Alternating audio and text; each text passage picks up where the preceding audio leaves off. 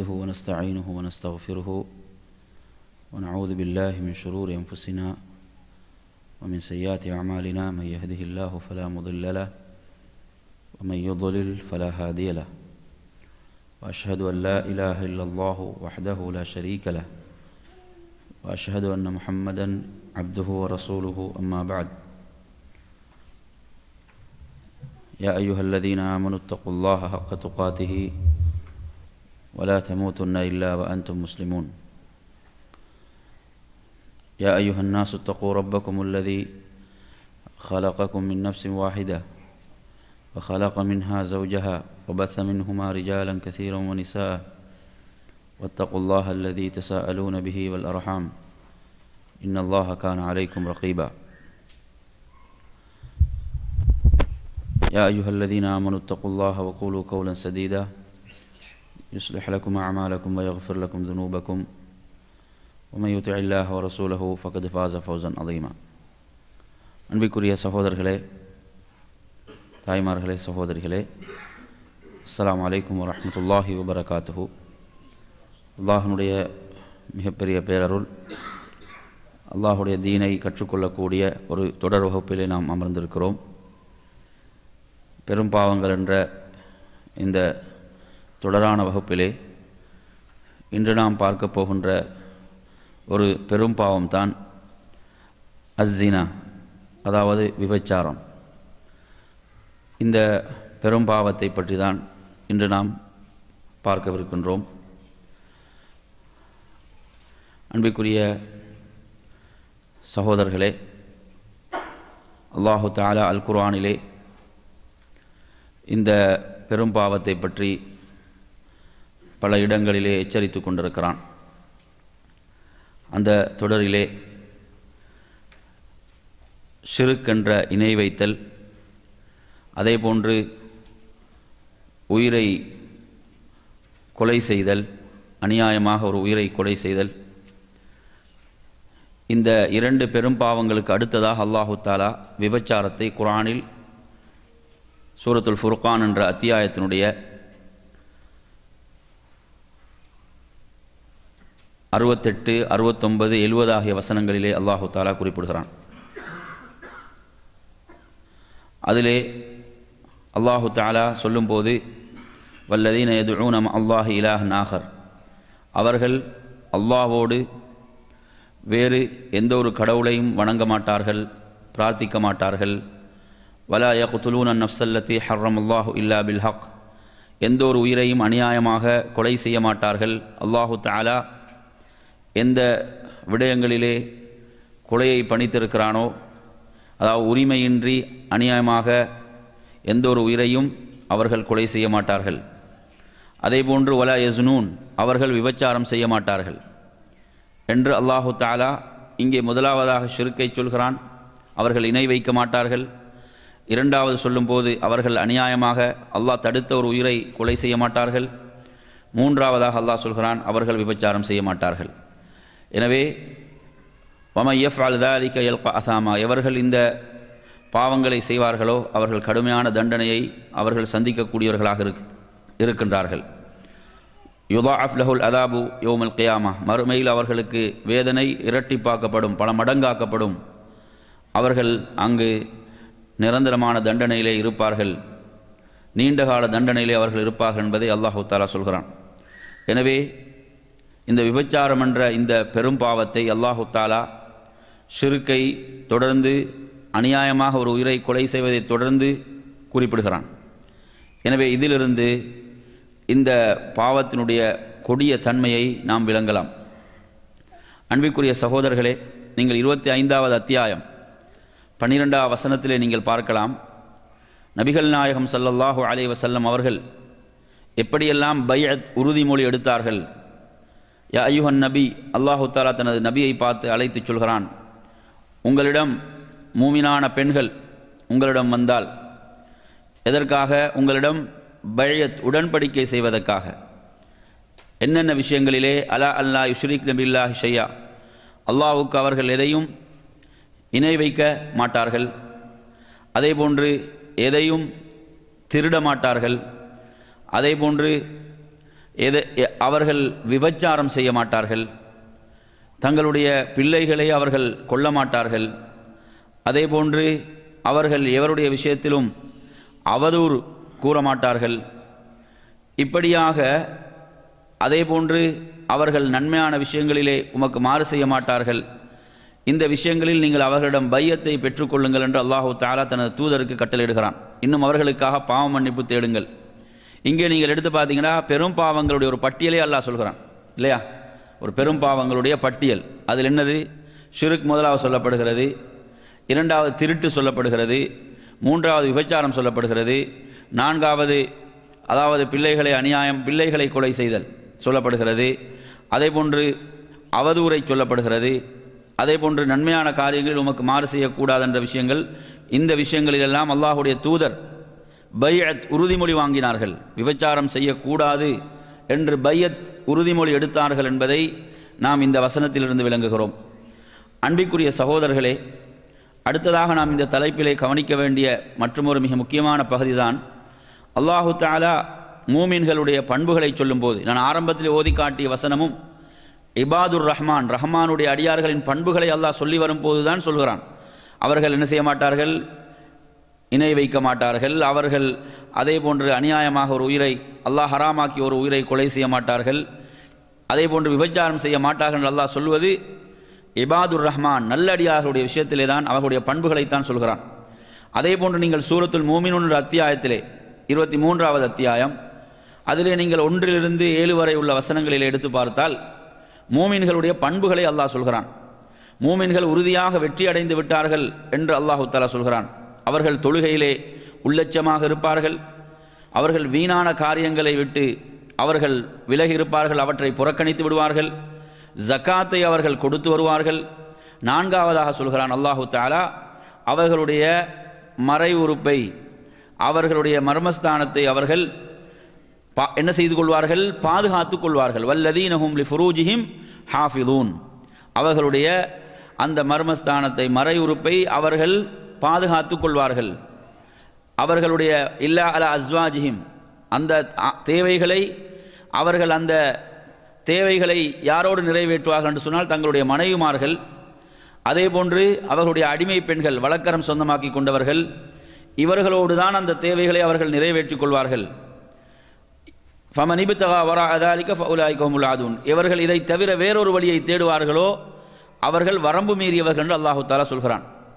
எனவே இந்த வசனத்தின் அடிப்படையில் தான் அதாவது சுய இன்பம் என்பதையும் தடை செய்வார்கள். இமாம் ஷாஃபிஈ ரஹிமஹுல்லாஹ் அவர்கள் சொல்வார்கள், இந்த வசனத்தை வைத்து அவர்கள் சொல்லக்கூடிய ஒரு சட்டம் தான், அதாவது சுய இன்பம் என்பதும் தடுக்கப்பட்ட ஹராமாக்கப்பட்ட ஒன்றாக இருக்கிறதே. இந்த வசனத்தில் அல்லாஹு தஆலா என்ன சொல்கிறான்? அவர்கள் தங்களுடைய மறை உறுப்பை பாதுகாத்துக் கொள்வார்கள். அந்த தேவை அவர்கள் நிறைவேற்றுவது தங்களுடைய மனைவிமார்களிடம், அதே போன்று வழக்கரம் சொந்தமாக்கி கொண்ட அடிமை பெண்களிடம் தான் அந்த தேவைகளை நிறைவேற்றுவார்கள். இதை தவிர வேறொரு வழி அவர்கள் தெரிவு செய்ய மாட்டார்கள். அது அப்படி செய்தால் அவர்கள் வரம்பு மீறியவர்கள். ஏனென்றால் அதிகமானவர்கள் இந்த சுய இன்பம் தொடர்பான கேள்வியை முன்வைப்பார்கள். அது மார்க்கத்திலே ஹராமாக்கப்பட்ட தடுக்கப்பட்ட ஒன்றாக இருக்கிறது. இந்த வசனத்தை நீங்கள் எடுத்தால் மூமின்களுடைய பண்புகளை அல்லாஹ் சொல்லும் போது தங்களுடைய மறைவு உறுப்பை, அவர்கள் மர்மஸ்தானத்தை பாதுகாத்துக் கொள்வார்கள் என்று அல்லாஹ் சொல்கிறான். இதே கருத்தை தரக்கூடிய ஒரு வசனத்தை நீங்கள் 70வது அத்தியாயத்திலும் நீங்கள் எடுத்து பார்த்தீங்கன்னா 29 to 32 வரைக்கும், அதிலும் அல்லாஹ் நல்லடியார்களுடைய பண்புகளைத்தான் பேசுகிறான். அதிலும் சொல்கிறான், இல்ல வல்லதீனஹும் லிஃபுரூஜிஹிம் ஹாஃபிதூன் இல்லா அலா அஸ்வாஜிஹிம் அவ் மா மலக்கத் ஐமானுஹும் ஃபஇன்னஹும் கைரு மலூமீன் ஃபமன் இப்தகா வராஅ ஸாலிக ஃபஉலாயிக ஹுமுல் ஆதூன். இதே கருத்தை நான் இப்போது ஓதிக்காட்டி அதே பொருளை தரக்கூடிய வசனம் இதிலும் அல்லாஹு தஆலா சொல்கிறான். இது 70வது அத்தியாயம் 29 to 32 வரை உள்ள வசனங்களை நீங்கள் படித்து பார்க்கலாம். எனவே மூமின்கள், இறை விசுவாசிகள் தங்களுடைய மறை உறுப்பை பாதுகாத்துக் கொள்ளக்கூடியவர்களாக இருப்பார்கள். அதே போன்று நீங்கள் 33வது அத்தியாயம் அதிலே 35வது வசனத்திலே அல்லாஹு தஆலா ஒரு பட்டியலையே போடுகிறான். இன்னல் முஸ்லிமீன வல் முஸ்லிமாத் வல் முஃமினீன வல் முஃமினாத் வல் கானிதீன வல் கானிதாத் வஸ் ஸாதிகீன வஸ் ஸாதிகாத் வஸ் ஸாபிரீன வஸ் ஸாபிராத் வல் காஷிஈன வல் காஷிஆத் வல் முத்தஸத்திகீன வல் முத்தஸத்திகாத் வஸ் ஸாயிமீன வஸ் ஸாயிமாத் வல் ஹாஃபிதீன ஃபுரூஜஹும் வல் ஹாஃபிதாத் வذாக்கிரீன அல்லாஹ கஸீரன் வذாக்கிராத் அஅத்தல்லாஹு லஹும் மக்ஃபிரத்தன் வ அஜ்ரன் அதீமா. நிச்சயமாக முஸ்லிமான ஆண்கள் பெண்கள், மூமினான ஆண்கள் பெண்கள், இபாதத் வணக்க வழிபாடுகள் செய்யக்கூடிய ஆண்கள் பெண்கள், அதே போன்று தான தர்மங்கள் செய்யக்கூடிய ஆண்கள் பெண்கள், பொறுமையோடு இருக்கக்கூடிய ஆண்கள் பெண்கள், உள்ளச்சத்தை பயபக்தியை பேணக்கூடிய ஆண்கள் பெண்கள், தான தர்மங்கள் செய்யக்கூடிய ஆண்கள் பெண்கள், அதே போன்று நோன்பு நோக்கக்கூடிய ஆண்கள் பெண்கள், அதே போன்று தங்களுடைய மறையுறுப்பை பாதுகாத்து கொள்ளக்கூடிய ஆண்கள் பெண்கள். அல்லாஹ் சொல்கிறான், தங்களுடைய மறையுறுப்பை பாதுகாத்து கொள்ளக்கூடிய ஆண்கள் பெண்கள், அதே போன்று அதிகமாக திக்ர் அல்லாஹ்வை நினைவு கூறக்கூடிய ஆண்கள் பெண்கள், இவர்களுக்கு அல்லாஹ் மகத்தான நற்கூலியையும் மன்னிப்பையும் தயார்படுத்தி வைத்திருக்கிறான் என்று சொல்கிறான். எனவே நறுமையான சகோதரர்களே, இந்த வசனங்களை நான் ஏன் சொல்கிறேன் என்று சொன்னால், ஒருவர் தனது மறை உறுப்பை பாதுகாத்து கொள்ளுதல் என்பது ஒரு மூமினிடம் இருக்க வேண்டிய பண்பென்று அல்லாஹ் குர்ஆனிலே சொல்கிறான். அடுத்து நாம் இந்த தலைப்பிலே பார்க்க போவது என்னவென்று சொன்னால், அதாவது இந்த மானக்கேடான படுமோசமான இந்த பாவத்தை, படு பயங்கரமான இந்த பாவத்தை விடக்கூடியவர்களுக்கு அல்லாஹ் வைத்திருக்கக்கூடிய வெகுமதிகள் என்று சொன்னால், உங்களுக்கு தெரியும், அல்லாஹு தஆலா ஒவ்வொரு ஆணுக்கும் பெண்ணுக்கும் அந்த ஆசைகளை அல்லாஹு தஆலா கொடுத்து தான் படைத்திருக்கிறான். அந்த உணர்ச்சிகள், அந்த உணர்வுகள் என்ன செய்கின்றன? அதை கொடுத்து தான் படைக்கப்பட்டிருக்கின்றன. அதை எவ்வாறு நிறைவேற்றி கொள்ள வேண்டும் என்று மார்க்கம் வழிகாட்டுகிறது. அதற்குரிய வழிமுறை தான் திருமணம். என் அருமை சகோதரர்களே, புகாரிலே ஹதீஸை பாருங்கள். 6806வது ஹதீஸ், புகாரிலே 6806வது ஹதீஸ். அபூ ஹுரைரா ரலியல்லாஹு அன்ஹு அவர்கள் ரிவாயத்து செய்கிறார்கள். நபிகள் நாயகம் ஸல்லல்லாஹு அலைஹி வஸல்லம் அவர்கள் குறிப்பிட்டார்கள், அல்லாஹு தஆலா நாளை மறுமையுடைய நாளில், நிழலே இல்லாத அந்த நாள், எங்கும் ஒருவனுக்கு நிழல் கிடைக்கவே ஆது, நிழலே இல்லாத அந்த நாளில் அல்லாஹ் நிழல் வழங்கக்கூடிய அந்த 7 கூட்டத்தார்களில் ஒரு சாரார் யார் என்று சொன்னால், வரஜுலுன் தஅத்துஹு இம்ரஅத்துன் ذات منصب وجمال الى نفسها قال اني اخاف الله. இவர்களும் அந்த அல்லாஹ்வுடைய நிழலை, அர்ஷின் கீழ் நிழலை பெறக்கூடிய ஒரு சாரார். இவங்க யார் என்று பார்த்தீங்கன்னு சொன்னா, இவர்கள் யார்? இந்த சாரார், நபி அவர்கள் சொல்கிறார்கள், ஒரு நல்ல அழகான ஒரு பெண், நல்ல அழகான ஒரு பெண், நல்ல ஒரு குடும்பத்தைச் சேர்ந்த பெண், நல்ல குடும்பம், நல்ல ஒரு குடும்பத்தைச் சேர்ந்த, மோசமான குடும்பம் எல்லாம் கிடையாது, நல்ல ஒரு குடும்பம், நல்ல ஒரு அப்படி அந்தஸ்துள்ள ஒரு அழகான ஒரு பெண் என்ன செய்கிறாள் என்று சொன்னால், ஒருவனை தவறான வழிக்கு அழைக்கின்றாள். தவறான வழிக்கு அழைக்கின்ற போது அவன் சொல்கிறான், இன்னி அகாஃபுல்லாஹ், நான் அல்லாஹுவை பயப்படுகிறேன், நான் அல்லாஹுவை அஞ்சுகிறேன் என்று இவன் சொல்லி அந்த பாவத்தை விட்டு விலகிக் கொள்கிறான். இவனுக்கும் அல்லாஹ் நாளை மறுமையில் நிழலே இல்லாத அந்த நாளில் அல்லாஹ் நிழல் வழங்குகிறான். நல்லா பாருங்க, அதாவது பாவத்தை விட்டு விலகிக் கொள்வது எவ்வளவு அந்தஸ்துகளை உயர்த்துன்னு பாருங்க. அதாவது நன்மைகள், நாங்கள் நன்மைகளை, நல்லமல்களை செய்வது, நல்லமல்கள் செய்வதன் மூலமும் என்ன செய்கின்றது? ஒருவருடைய அந்தஸ்துகள், பதவிகள் உயர்த்தப்படுகின்றன. அது மாத்திரமல்ல, பாவங்களை விட்டு விலகிக் கொள்வது, பாவங்களை விட்டு விலகிக் கொள்வது என்பதும் மிகப்பெரிய அந்தஸ்துகளை நாளை மறுமையிலே கொடுக்கக்கூடியதாக இருக்கிறது. இதில் நீங்கள் எடுத்து பார்த்தீங்கன்னு சொன்னால், இதில் யார் அழைக்கிறது? ஒரு விபச்சார பெண் கிடையாது. விபச்சார பெண், நடத்தை கெட்ட ஒரு மோசமான பெண் இவரை அழைக்கவில்லை. அழைப்பது நல்ல குடும்பத்தைச் சேர்ந்த ஒரு பெண், அழகான ஒரு பெண்.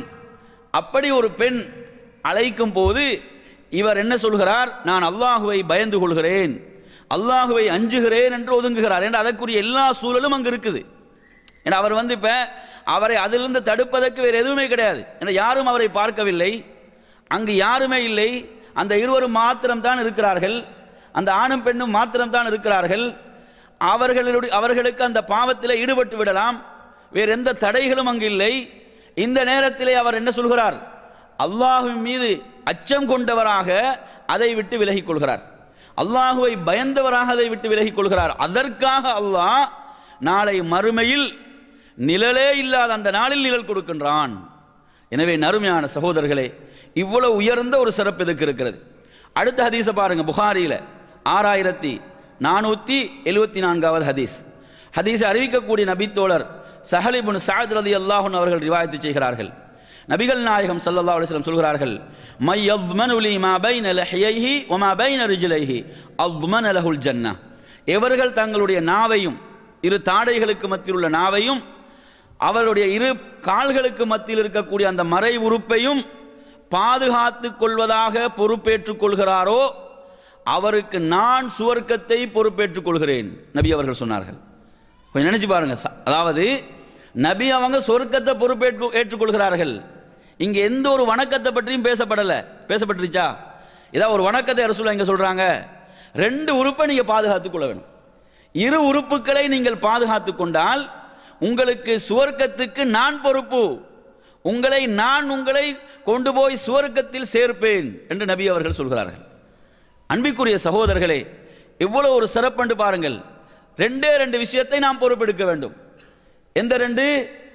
அதாவது ஒன்று நமது நாவு, அதே மாதிரி நமது மறை உறுப்பு மர்மஸ்தானம். இந்த 2ஐயும் நாம் பொறுப்பேற்றுக் கொண்டால் எல்லா பாவங்களில் இருந்தும் இந்த 2ஐயும் பாதுகாத்துக் கொள்வதாக நாம் பொறுப்பேற்றால் அல்லாஹ்வுடைய தூதர் அவருக்காக சுவர்க்கத்தை பொறுப்பேற்றுக் கொள்வார்கள். இதைவிட ஒரு சிறப்பு வேற என்ன இருக்கிறது?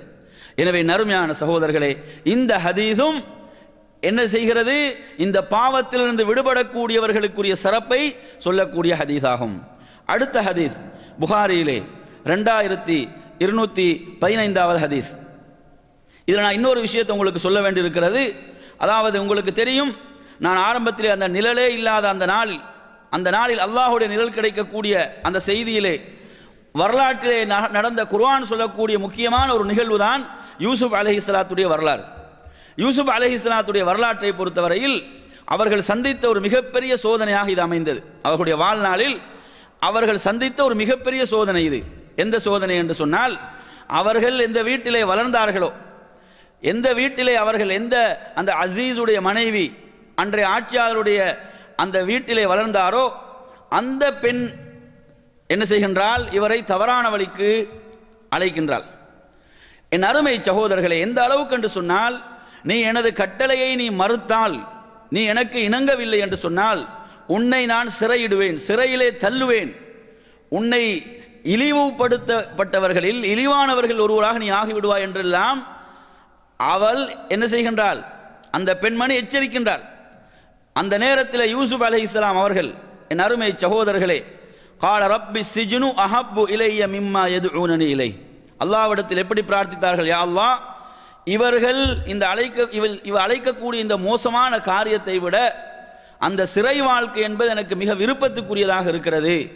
எனவே இவர்களுடைய இந்த சூழ்ச்சியை விட்டு என்னை பாதுகாத்து விடு, இல்லாவிட்டால் நான் இதிலே விழுந்து விடுவேன். அக்கும் மினல் ஜாஹிலீன் என்று சொன்னால் நான் அறிவியினர்களில் ஒருவராக ஆகிவிடுவேன் என்ற என்ன பொருள்? அந்த பாவத்தில் நான் விழுந்து விடுவேன். அப்ப என்ன தெரியுது உங்களுக்கு இதிலிருந்து? அதாவது ஒரு நபி கேட்கிறாரு. அப்ப இதிலிருந்து நாம் என்ன விளங்க வேண்டும் என்று சொன்னால், நாம் வாழுகின்ற சூழல் நல்லதாக இருக்க வேண்டும். நாம் வாழக்கூடிய சூழல் இருக்குதா இல்லையா, அது மிக முக்கியமானது.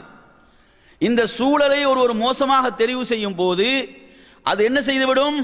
அவரை பாவத்துக்கு இழுத்துவிடும். அதனால்தான் அல்லாஹ்வுடைய தூதர் சொன்னார்கள். எப்படி சொன்னார்கள்? ஒரு ஆணும் பெண்ணும் தனித்திருந்தால் அங்கு 3ஆவதாக ஷைத்தான் இருக்கிறான் என்று சொன்னார்கள். அப்ப எனவே நறுமை சகோதரர்களே, நாம் வாழக்கூடிய சூழலை நாம் எப்படி அமைத்துக் கொள்ள வேண்டும்? ஈமானிய சூழலாக, பாவங்களை விட்டு நம்மை காத்துக்கொள்ளக்கூடிய சூழலை அமைத்துக் கொள்ள வேண்டும். நீங்கள் ஒரு ஹதீஸை பார்க்கலாம். இந்த ஹதீஸ் புகாரியில 1427வது ஹதீஸ். புகாரியில 1427வது ஹதீஸ். ஹக்கீம் இப்னு ஹிஸாம் ரலியல்லாஹு அன்ஹு அறிவிக்கிறார்கள், நபிகள் நாயகம் ஸல்லல்லாஹு அலைஹி வஸல்லம் சொல்கிறார்கள், வமை யஸ்தஅஃபிஃப், எவர் கற்பொழுக்கத்தை தேடுகிறாரோ, நல்ல ஹதீஸை கவனிங்க, எவர் கற்பொழுக்கத்தை தேடுகின்றார்களோ, எவர்கள் கற்பொழுக்கத்தை விரும்புகின்றார்களோ அல்லாஹ் அவர்களுக்கு கற்பொழுக்கத்தை கொடுப்பான், அவர்களுக்கு கற்பொழுக்கத்தை வழங்குவான் என்று நபிகள் நாயகம் ஸல்லல்லாஹு அலைஹி வஸல்லம் சொல்கிறார்கள்.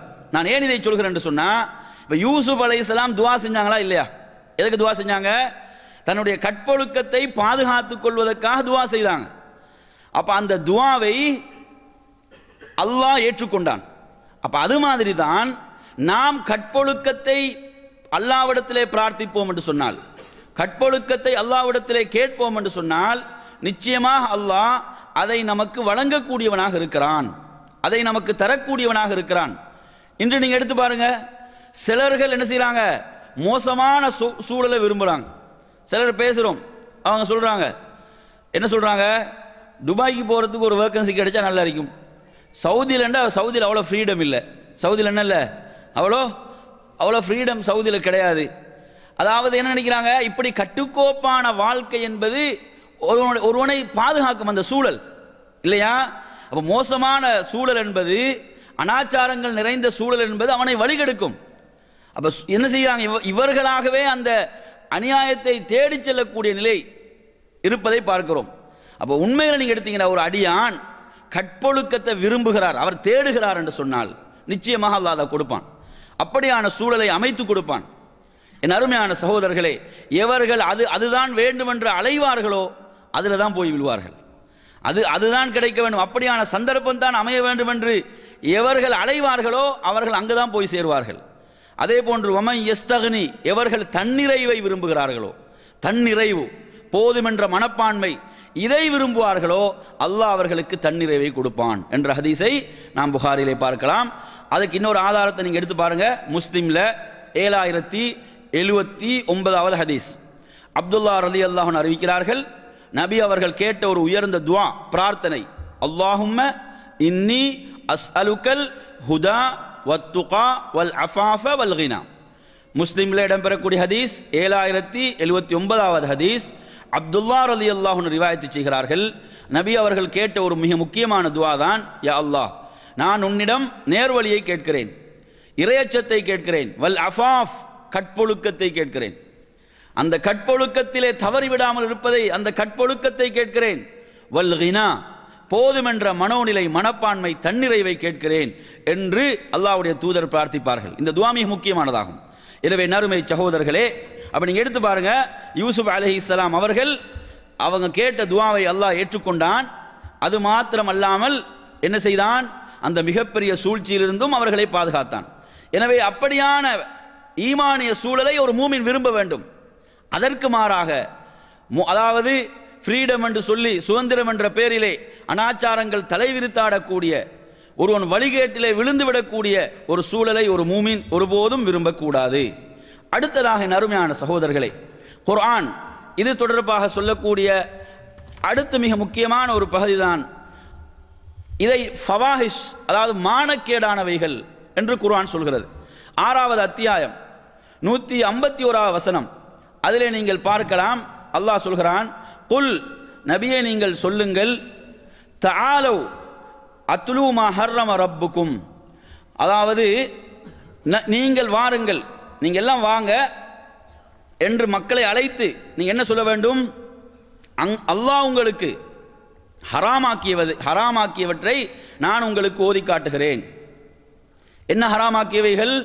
அல்லாஹ்வுக்கு நீங்கள் எதையும் இணையாக்க கூடாது, பெற்றோர்களோடு நல்ல முறையில் நடந்து கொள்ள வேண்டும், அதே போன்று நீங்கள் வறுமையை பயந்து உங்களுடைய பிள்ளைகளை நீங்கள் கொல்லக்கூடாது, கொன்றுவிடக்கூடாது, உங்களுக்கும் அவர்களுக்கும் நாம் தான் உணவளிக்கிறோம். வலா தக்ரபுல் ஃபவாஹிஷ், மானக்கேடானவற்றின் பக்கம் நீங்கள் நெருங்கக்கூடாது. நல்ல கவனிங்க, இல்லைங்க என்ன சொல்றாங்க, செய்யக்கூடாதுன்னு வார்த்தை வரல, வலா தக்ரபுல் ஃபவாஹிஷ், மானக்கேடானவற்றின் பக்கம் நெருங்கக்கூடாது. போனா நிலைமை மோசம் என்று தெரிஞ்சா போகக்கூடாது. போனா நடக்கும், போனா வழி தவறுவோம், போனா அங்க மாட்டிக்கொள்வோம், சூழ்ச்சியில் விழுந்து விடுவோம். அப்படி என்று தெரியுது என்று சொன்னால் என்ன செய்யக்கூடாது, அங்கு போகக்கூடாது. வலா, ஏன்னா இப்போ நிறைய பேர் அப்படியான சூழலை என்ன செய்யறாங்க, விரும்பி அதைத்தான் தேடி போறாங்க. அப்போ குர்ஆன் சொல்லுது, வலா தக்ரபுல் ஃபவாஹிஷ், மானக்கேடானவற்றை நீங்கள் நெருங்காதீர்கள், மா வஹர மின்ஹா வமா பத்தன், அது தெளிவாக தெரியக்கூடிய மானக்கேடானதா இருக்கலாம், அல்லது மறைமுகமாக இருக்கிறதா, எதுவாக இருந்தாலும் ரெண்டையும் அல்லாஹ் என்ன சொல்றான், நெருங்காதீங்க. சிலரை நீங்கள் எடுத்து பார்த்தீங்கன்னு சொன்னால், நாங்கள் பார்க்குறோம் நமது சூழலில், இப்போ நாம் வாழக்கூடிய நமது வீடுகள், நமது ஊர்கள், அந்த சூழலை எடுத்து பார்த்தீங்கன்னா அது எப்படி இதெல்லாம் இஸ்லாம் இதை எப்படி அங்கீகரிக்குதுன்னு பார்க்கலாம்.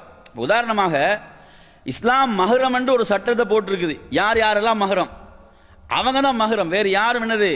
சிலவங்க சொல்லுவாங்க, இல்லை அவங்க சின்ன காலத்திலேருந்தே எங்களோட வீட்டுக்கு வரவங்க போகிறவங்க, இங்கே தான் வளர்கிறாங்க, எங்களோட பக்கத்து வீடு, எப்படி இருந்தாலும் மஹரம் ஆக முடியாது. நல்லா விளங்கு என்ற நிறைய பேர் என்ன செய்கிறாங்க, நமது சமூகத்தில் இந்த வரையறைகள் வரம்புகள் எதுவுமே கிடையாது. இந்த வரம்புகள் எல்லாம் என்ன செய்யப்பட்டிருக்குது? மீறப்பட்டிருக்குது. அப்போ இந்த வரம்புகள் மீறப்படும் போது நிறைய அநியாயங்கள் நடக்குது, நிறைய அனாச்சாரங்கள், மானக்கேடானவைகள் நடக்கின்றன. நாங்கள் பார்க்குறோமா இல்லையா? ஏன் இந்த வரம்புகள் நமது வீடுகளில் பேணப்படுவதில்லை? எடுத்து பார்த்தீங்கன்னா எந்த ஆண்களுக்கும் நேராக வீட்டுக்கு அங்கே குசினி வரைக்கும் போகலாம், கிச்சன் வரைக்கும் என்ன செய்யலாம், சமையல் அறை வரை செல்லலாம், அப்படி நிலை தான் இருக்குது. நமது வீடுகளில் நமது ஊர்கள் என்னது, யாருக்கும் சமையல் அறை வரைக்கும் செல்லலாம் என்ற மாதிரியான மோசமான நிலைகள். அப்போ இது என்ன செய்யும்? இது மானக்கேடானவற்றை தோற்றுவிக்கும், உருவாக்கும். அப்போ எனவே நாம் என்ன சொல்லுது குர்ஆன்? அதாவது வெளிப்படையான மறைமுகமான மானக்கேடானவற்றை நீங்கள் நெருங்கக்கூடாது அப்படி என்று சொல்லி குர்ஆன் சொல்லுது. அதே போன்று அல்லாஹு தஆலா 7வது அத்தியாயம் 33வது வசனத்திலே சொல்கிறான், குல் நபியே நீங்கள் சொல்லுங்கள், இன்னமா ஹர்ரம ரப்பி, என்னுடைய ரப் ஹராமாக்கி இருப்பதெல்லாம் அல் ஃபவாஹிஷ், மானக்கேடானவற்றைத்தான், மா வஹர மின்ஹா வ மா பதன், வெளிப்படையான மறைமுகமான மானக்கேடானவற்றைத்தான் என்னுடைய ரப் ஹராமாக்கி இருக்கிறான் என்ற வசனத்தை நீங்க எங்க பார்க்கலாம்? 7வது அத்தியாயம் 33வது வசனம். அப்ப அதனால நாம முடிவு செய்யக்கூடாது. எப்படி? இதெல்லாம் நாங்க சின்ன காலத்துல பழகுறது தான், நமது இவங்களோட உள்ளத்துல எல்லாம் ஒன்றும் கிடையாது, இப்படியெல்லாம் பேசுவாங்க. எப்படி பேசுவாங்க? இதெல்லாம் சொல்லும் போது உள்ளத்துல ஒன்றும் இல்லை, உள்ளத்துல எதுவும் கிடையாது, அப்படி ஓப்பனாக தான் பேசுவாங்க. எப்படி பேசுவாங்க? ஓப்பனாக தான் பேசுவாங்கன்னு இதெல்லாம் பேசுவார்கள். இந்த நியாயங்கள் எதுவுமே எடுபடாது, இதெல்லாம் கூடாது. ஏன் கூடாது என்று சொன்னால், மார்க்கம் ஒரு வரம்பை போடுதா, அந்த வரம்பு தான், அதை எவராலும் மீற முடியாது, அதை மாற்ற முடியாது, எவருக்கும் அதில் அதிகாரம் இல்லை. உங்களுக்கு தெரியும், அல்லாஹு தஆலா குர்ஆனிலே ஒரு வசனத்தை இறக்கினான். என்ன வசனம்?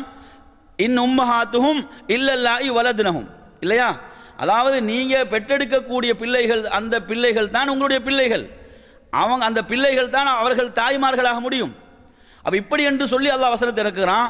அதே போன்று உதுஊஹும் லி ஆபாஹிம், உங்களுடைய பெற்றோர்களைத்தான் பெற்றோர்களாக அழைக்க வேண்டும் என்ற வசனத்தை இருக்கிறான். நிறைய பிள்ளைகள் சஹாபாக்களுடைய வீட்டிலே வளர்ந்திருக்கின்றன. சிறு காலத்திலிருந்து சட்டம் வருது, அவங்கெல்லாம் யாரு, மஹரம் கிடையாது என்ற சட்டம் வந்தோடனே சட்டத்தை நபித்தோழர்கள் நடைமுறைப்படுத்தினார்கள். அந்த சட்டத்தை எடுத்தார்கள். என்ன சட்டம்? அவங்களுடைய வளர்ப்பு பிள்ளைகளாக இருந்தாலும், அவர்களுடைய வீட்டிலே சிறு பிராயத்திலிருந்து வளர்ந்தாலும் அவர்கள் மஹரமாக முடியாது என்ற சட்டம் வந்தபோது சட்டத்தை சஹாபாக்கள் நடைமுறைப்படுத்தினார்கள், எடுத்துக்கொண்டார்கள். ஏன்? அவங்க சொல்லல, இவங்க சிறு பிராயத்தில் நம்ம வீட்டில் தான் வளர்ந்தாங்க, நமது மடியில் தான் வளர்ந்தாங்க, இப்படி எதுவுமே சொல்லலேன். அல்லாஹ்வுடைய சட்டம். எனவே நறுமையான சகோதரர்களே, எனவே இந்த வரம்புகளை மிக தெளிவாக நாம் விளங்க வேண்டும். அடுத்ததாக நாம் கவனிக்க வேண்டிய இதிலே அல்லாஹ் இந்த வசனங்கள் நான் இப்போது ஓதி காட்டிய இந்த வசனங்களில் நீங்கள் எதை விளங்குகிறீர்கள்? மானக்கேடானவற்றை நீங்கள் நெருங்கக்கூடாது என்று அல்லாஹு தஆலா சொல்கிறான். புகாரியில் நீங்கள் எடுத்து பாருங்க, 4634வது ஹதீஸ். புகாரியில் 4634வது ஹதீஸ். அப்துல்லா ரலியல்லாஹு அன்ஹு அறிவிக்கிறார்கள், லா அஹத் அகியரு மினல்லாஹ், அல்லாஹுவை விட ரோஷக்காரர்கள் வேறு யாருமே இல்லை. அல்லாஹுவை நல்லா கவனிங்க, லா அஹத் அகியரு மினல்லாஹ், அல்லாஹுவை விட ரோஷக்காரர்கள் வேறு யாரும் இருக்க முடியாது. வலிதாலிக், அதனால் தான் ஹர்ரமல் ஃபவாஹிஷ், அவன் மானக்கேடானவற்றை ஹராமாக்கினான். மா வஹர மின்ஹா வ மா பதன், வெளிப்படையான மறைமுகமான எல்லா மானக்கேடானவற்றையும் அல்லாஹ் ஏன் ஹராமாக்கினான் தெரியுமா? அல்லாஹுவை விட ஒரு ரோஷக்காரன் வேறு யாருமே இல்லை என்ற ஹதீஸை நீங்கள் புகாரியிலே பார்க்கலாம். அடுத்த அருமையான சகோதரர்களே, மானக்கேடானவற்றை யார் தூண்டுவது? மானக்கேடானவற்றை தூண்டக்கூடியவர்கள் யார்? குர்ஆன் சொல்லுது. எடுத்து பாருங்க, 2வது அத்தியாயம் 260 வசனம். அல்லாஹ் சொல்கிறான், அஷ்-ஷைத்தான் யஇதுகுமுல் ஃபக்ர் வ யஅமுருக்கும் பில் ஃபஹ்ஷா, ஷைத்தான் தான் உங்களுக்கு வறுமையை பயம் காட்டுகிறான், வாக்களிக்கிறான். உங்களுக்கு மானக்கேடானவற்றை ஏவுவதெல்லாம் ஷைத்தான் தான். நீங்க என்னதான் நியாயங்களை கற்பிக்க நினைச்சாலும், இது நாங்க இப்படிதான் எங்களோட வளமை, எங்களோட பழக்கம், இப்படிதான் பழகி இருக்கிறோம், எதுவும் எடுபடாது. அல்லாஹ் சொல்கிறான், மானக்கேடானவற்றை உங்களுக்கு ஏவுவது யாரு என்று சொன்னா, என் அருமையானவர்களே, ஷைத்தான். எந்த அளவுக்கு என்று சொன்னா, இஸ்லாமிய வீடுகளை நீங்க எடுத்து பார்த்தீங்கன்னு சொன்னா, அந்த ஈமானிய வீடுகள்ல எந்த அளவுக்கு நிலைமை மோசமாக இருக்குது என்று சொன்னா, அதாவது கீழ்த்தரமான சினிமாக்களை அனைவருமாக உட்கார்ந்து அதை பார்க்கிறார்கள், ரசிக்கிறார்கள். பெற்றோர்கள் பிள்ளைகள் என்ற வித்தியாசம் வேறுபாடு இல்லாமல் என்ன நடக்குது? அந்த சினிமாக்களை அனைவருமா இதெல்லாம் மானக்கேடானவை இல்லையா? குர்ஆன் மிக தெளிவாக தடுக்குதா இல்லையா? இதெல்லாம் மறைமுகமானதா வெளிப்படையானதா? இதெல்லாம் வெளிப்படையானது, மறைமுகம் எல்லாம் கிடையாது அதில். அப்போ இவைகள் எல்லாம் சர்வசாதாரணமாக இஸ்லாமிய வீடுகளில் தலைவிரித்தாடுவதை பார்க்கிறோம். என் அருமையான சகோதரர்களே, அடுத்து நீங்கள் எடுத்து பாருங்க, 24வது அத்தியாயம் 21வது வசனம். யா அய்யுஹல்லதீன ஆமனு, மூமின்களே, லா தத்தபிஉ குத்வாத்தி ஷைத்தான், ஷைத்தானுடைய அடிச்சுவடுகளை நீங்கள் பின்பற்றாதீர்கள்.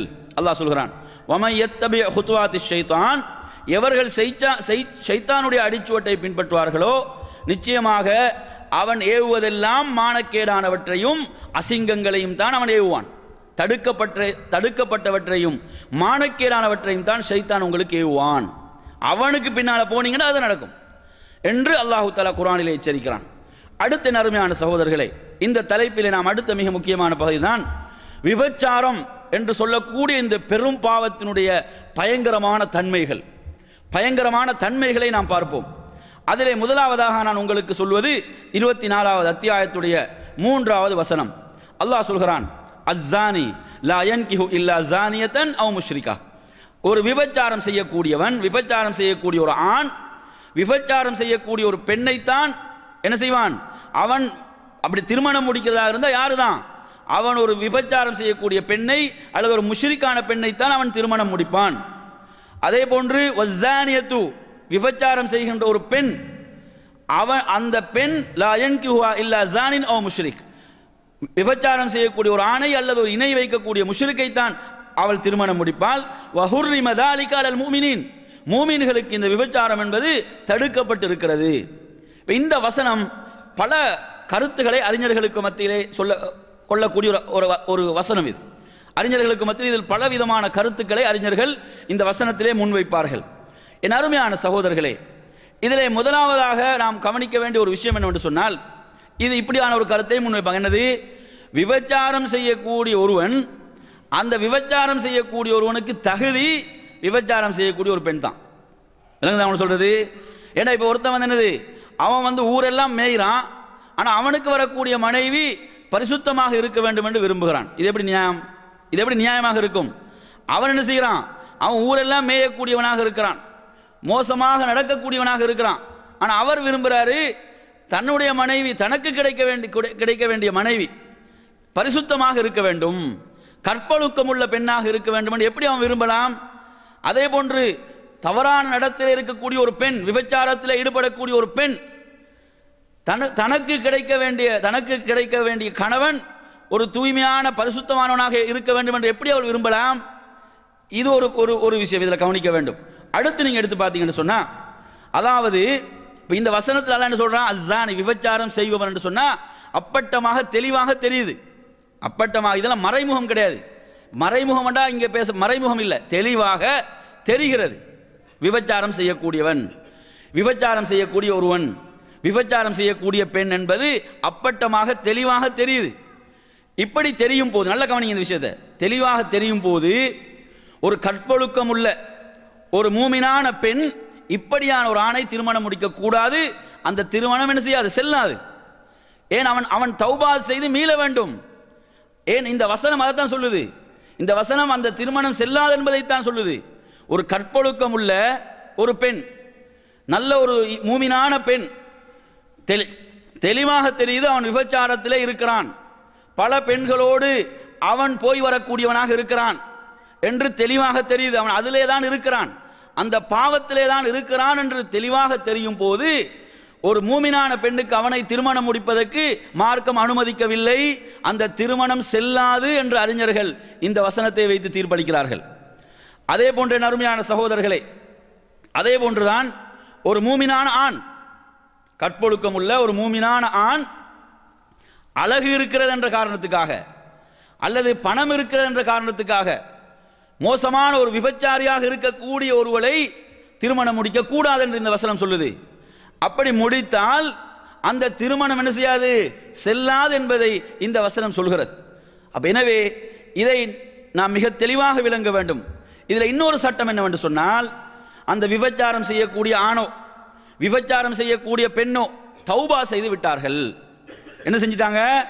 அந்த பாவத்துக்கு, அந்த பெரும் பாவத்திலிருந்து அவர்கள் பாவ மன்னிப்பு தேடி அவர்கள் மீண்டு விட்டார்கள். திருந்தி விட்டாங்கன்னா பிரச்சனை கிடையாது. ஏன்னா அல்லாஹு தஆலா ஒருவன் பாவத்திலிருந்து மீண்டு விட்டால் அவன் யாரு? அந்த பாவத்தை செய்யாதவன் போன்று. அப்படிதான் ஹதீஸ் சொல்லுது. இப்போ ஒரு முஷ்ரிக் என்று வைங்களே, ஒரு இணை வைக்கக்கூடிய ஒரு முஷ்ரிக், அந்த முஷ்ரிக் என்ன செய்யறான்? அந்த இணை வைத்திலிருந்து தௌபா செய்து மீண்டு விட்டால் அவனை முஷ்ரிக் என்று அழைக்கலுமா? அழைக்க முடியாது. இப்போ நாம் கூட நமது ஆரம்ப காலத்தில் எவ்வளோ ஷிர்கில் இருந்திருப்போம்.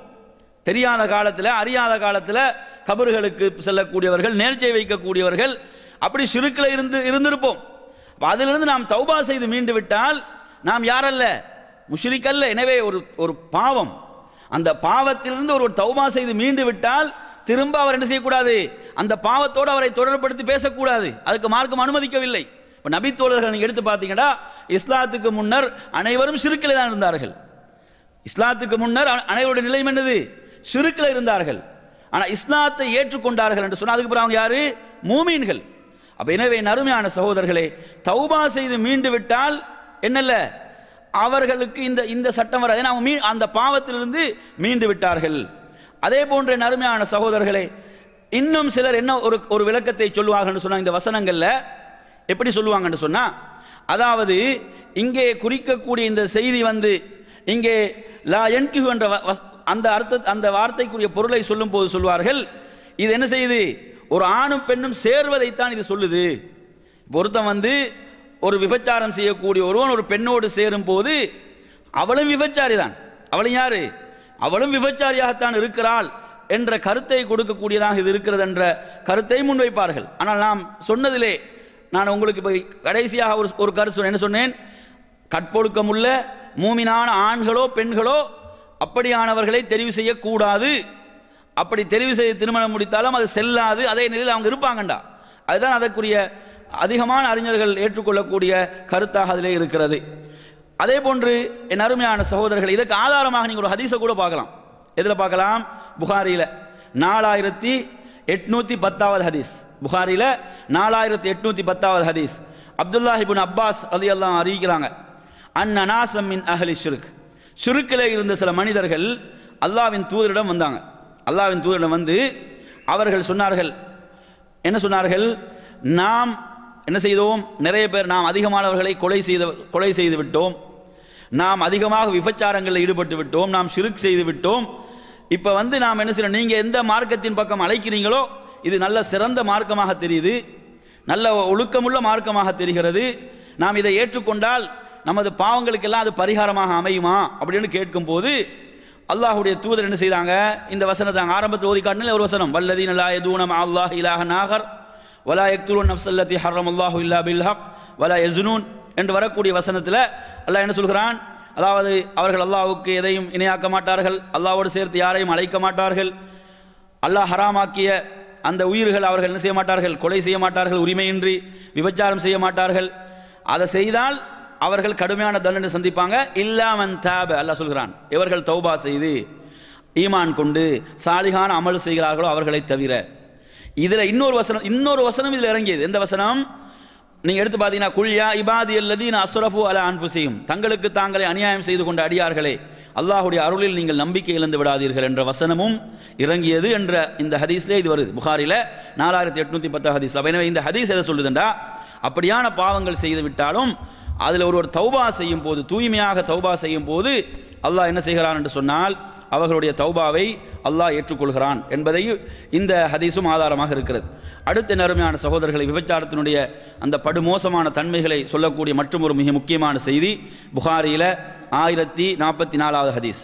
புகாரியில் 1044வது ஹதீஸ் ஒரு நீண்ட ஹதீஸ். இது ஆயிஷா ரலியல்லாஹு அன்ஹா ரிவாயத்து செய்கிறார்கள், நபிகள் நாயகம் ஸல்லல்லாஹு அலைஹி வஸல்லம் வாழ்நாளில் ஒரு முறை சூரிய கிரகணம் ஏற்பட்டது. அப்போ சூரிய கிரகணம் ஏற்பட்டவுடன் நபி அவர்கள் என்ன செய்தார்கள்? மக்களுக்கு நீண்ட ஒரு தொழுகையை தொழுவித்தார்கள். அந்த தொழுகை முடிந்ததன் பிறகு என்ன செய்தாங்க? சூரியனும் அந்த கிரகணம் நீங்கி விட்டிருந்தது. ஃபஹதபன் நாஸ், மக்களுக்கு ஒரு உரை நிகழ்த்தினார்கள். அல்லாஹுவை புகழ்ந்தார்கள், அல்லாஹுவை போற்றி துதித்து சொன்னார்கள், நிச்சயமாக இந்த சூரியனும் சந்திரனும் அல்லாஹுடைய 2 அத்தாட்சிகள் என்றும் உள்ள 2 அத்தாட்சிகளாகும். இது யாருடைய மரணத்துக்காகவோ யாருடைய பிறப்புக்காகவோ இது ஏற்படுவது கிடையாது. யாராவது இந்த சூரிய கிரகணத்தை கண்டால் அல்லாஹ்விடம் துஆ செய்யுங்கள், தக்பீர் சொல்லுங்கள், தொழுங்கள், தான தர்மங்கள் கொடுங்கள் என்று சொல்லிட்டு, நல்லா கவனிங்க, இதை சொல்லிட்டு ரசூலுல்லாஹ் எதை கொண்டு வந்து சேர்க்குறாங்கன்னு பாருங்கள். சும்ம கால், பிறகு சொன்னார்கள், யா உம்மத்த முஹம்மத், முஹம்மதின் சமுதாயமே என்று அழைத்து சொன்னார்கள், வல்லாஹி, அல்லாஹின் மீது சத்தியமிட்டு சொல்கிறேன், மாமின் அஹதின் அக்யரு மின் அல்லாஹ், அல்லாஹுவை விட ரோஷக்காரர்கள் வேறு யாருமே கிடையாது. அல்லாஹுவை விட ரோஷக்காரர்கள் வேறு யாருமே கிடையாது. அல்லாஹ் எப்போது ரோஷப்படுகிறான் என்று சொன்னால், ஒரு அடியான் விபச்சாரம் செய்யும் போது, ஒரு மனிதன், ஒரு அடியான் விபச்சாரம் செய்யும் போது, ஒரு பெண் விபச்சாரத்தில் ஈடுபடும் போது அல்லாஹ் மிக ரோஷப்படுகிறான். இதை சொல்லிவிட்டு சொன்னார்கள், வல்லாஹி, அல்லாஹ் மீது சத்தியமிட்டு சொல்கிறேன், லவ் தஅலமூன மா அஅலம், நான் அறியக்கூடியவற்றை எல்லாம் நீங்கள் அறிந்து வைத்திருந்தால் நீங்கள் மிக குறைவாக சிரிப்பீர்கள், அதிகமாக அழுவீர்கள் என்று சொன்னார்கள். எங்க சொல்றாங்க? சூரிய கிரகணத்தில் அந்த ஹுதுபாவில் இதை சொன்னாங்க, அந்த உரையில் இதை சொன்னார்கள். எந்த ஒரு ஆணாவது பெண்ணாவது, மூமினான எந்த ஒரு ஆணாவது பெண்ணாவது விபச்சாரத்தில் ஈடுபடுவது என்பது அல்லாஹ்வை மிகப்பெரிய அந்த ரோஷத்திலே ஆழ்த்தக்கூடிய ஒரு விடயம் என்ற செய்தியை நாம் பார்க்கலாம். அதே போன்ற நறுமையான சகோதரர்களே, நபிகள் நாயகம் தன்னுடைய வாழ்நாளில் ஒரு வளமை இருந்தது. சஹாபாக்கள் ஃபஜ்ருடைய தொழுகைக்கு பிறகு அவர்கள் கண்ட கனவுகளை பற்றி அல்லாஹ்வின் தூதரிடம் சொல்வார்கள், அதற்குரிய விளக்கங்களை சொல்வார்கள்.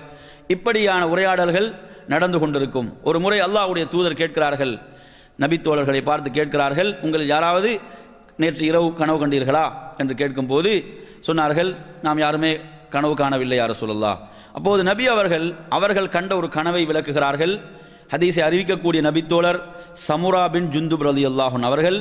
புகாரியில் 1386வது ஹதீஸ், புகாரியில் 1386வது ஹதீஸ். ஹதீஸை அறிவிக்கக்கூடிய நபித்தோழர் சமுரா பின் ஜுந்துப் ரலியல்லாஹு அன்ஹு அவர்கள். நபிகள் நாயகம் சொன்னார்கள், என்னை இருவர் அழைத்து சென்றார்கள். ஜிப்ரீல் அலைஹிஸ்ஸலாம், மீகாயில் அலைஹிஸ்ஸலாம் என்ற ஒரு ரிவாயத் வருகிறது. அழைத்து சென்றார்கள், 2 வானவர்கள். அவர்கள் அழைத்து சென்று பல காட்சிகளை அல்லாஹ்வுடைய தூதருக்கு எடுத்து காண்பிக்கப்பட்டது.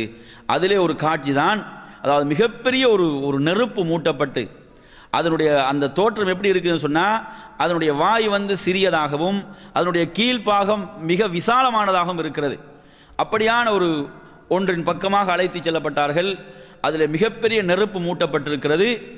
என் அருமையான சகோதரர்களே, அதிலே அதனுள் ஆண்களும் பெண்களும் நிர்வாணமாக இருக்கிறார்கள். அதிலே வேதனையுடைய ஓலங்களும் சப்தங்களும் தான் வந்து கொண்டிருக்கின்றன. எந்த அளவுக்கு என்று சொன்னால், அந்த நெருப்பு என்பது அப்படியே கொதித்து வரும்போது அவர்கள் அப்படியே மேல் நோக்கி வருகிறார்கள். ஆனால் அதனுடைய வாய் சிறியதாக இருக்கிறது, வெளியே வர முடியாது.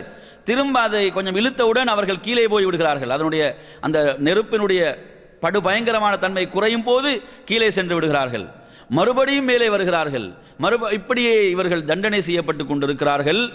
நபிகள் நாயகம் இந்த இதில் சொல்கிறார்கள், எந்த அளவுக்கு சொன்னால், அதாவது கியாமத்துடைய நாள் வரை இதே வேதனை, சுப்ஹானல்லாஹ், இதே தண்டனை.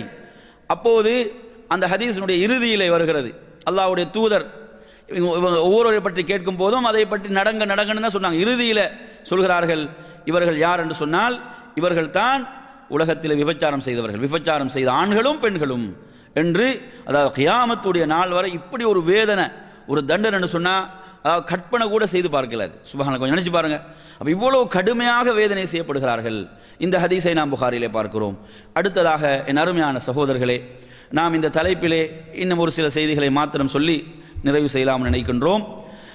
அதாவது நபிகள் நாயகம் ஸல்லல்லாஹு சொன்னார்கள், புகாரியில் வரக்கூடிய ஹதீஸ் 6772 ஹதீஸ், 6772 ஹதீஸ். அபூ ஹுரைரா ரலியல்லாஹு அன்ஹு அறிவிக்கிறார்கள், லா யஸ்னி ஸானி ஹீன யஸ்னி வஹு மூமின். நபி அவங்க சொல்கிறாங்க, எந்த ஒரு மூமினும் விபச்சாரம் செய்யும் போது அவன் மூமினாக இருக்க மாட்டான். அதாவது அவன்கிட்ட ஈமான் என்ன செய்யப்படும்டா, எடுக்கப்பட்டு விடும், ஈமான் இருக்காது. ஏண்டா அவன் அல்லாஹ் தடுத்த ஒன்றை, ஒரு மிகப்பெரிய வரம்பை அவன் மீறும் போது அவனிடத்தில் என்ன செய்யாது, ஈமான் அவனிடமிருந்து எடுக்கப்பட்டு விடும், உயர்த்தப்பட்டு விடும். அந்த பாவம் செய்து முடிக்கப்பட்டவுடன் திரும்ப ஈமான் வந்துவிடும். ஈமான் முழுமையாக இல்லா போகாது. அந்த பாவத்தில் ஈடுபடும் போது அவன் ஒரு மூமினாக இருக்க மாட்டான். அதே போன்று ஒரு மதுபானத்தை அருந்தக்கூடியவன் அதை அருந்தும் போது மூமினாக இருக்க மாட்டான். அதே போன்று திருடக்கூடியவன் திருடும் போது மூமினாக இருக்க மாட்டான். அதாவது என்ன செய்யப்படும் என்று சொன்னால் அந்த ஈமான் மேல் நோக்கி இருக்கும். இன்னொரு ஹதீஸ்ல அபூதாவுதுல வருது, நீங்க எடுத்து பாருங்க, 4690 ஹதீஸ், 4690 ஹதீஸ் அபூதாவுதுல வருது.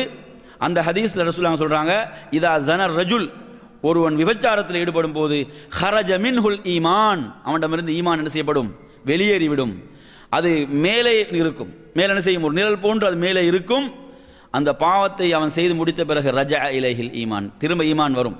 ஏன்னா அவ்வளோ பரிசுத்தமான ஒன்று அந்த நேரத்தில் இருக்காது. அவ்வளோ ஒரு பரிசுத்தமான ஒரு பிரகாசம் தான் ஈமான். அந்த பாவத்தின் போது அவனோட உடல் இருக்காது, அவனோடு அவனுடைய உள்ளத்தில் இருக்காது என்று அல்லாஹ்வுடைய தூதர் இதிலே சொல்கிறார்கள். அடுத்த அருமையான சகோதரர்களே, நாம் வாழக்கூடிய பயங்கரமான ஒரு காலத்திலே வாழுகிறோம். சுப்ஹானல்லாஹ், மிக பயங்கரமான ஒரு காலம். நீங்கள் எடுத்து பார்த்தீங்கன்னா விபச்சாரம் என்பது சர்வசாதாரணமாகிவிட்ட, அதற்கான அழைப்புகள் எல்லா பக்கத்திலிருந்து வரக்கூடிய ஒரு காலத்திலே வாழுகிறோம். புகாரில் இடம்பெறக்கூடிய ஹதீஸ் 6612 ஹதீஸ். அபூ ஹுரைரா ரலியல்லாஹு அறிவிக்கிறார்கள், நபிகள் நாயகம் சொன்னார்கள், இன்னல்லாஹ கதப அலா இப்னி ஆதம ஹல்லஹு மினஸ் ஸினா, அல்லாஹு தஆலா ஆதமுடைய மகனுக்கு விபச்சாரத்தின் ஒரு பங்கை எழுதிவிட்டான் என்று சொன்னார்கள். எந்த அளவுக்குன்னு சொன்னால், அதை அவன் அடைந்தே தீருவான், அதை விட்டு தப்புறத்துக்கு வழியே கிடையாது.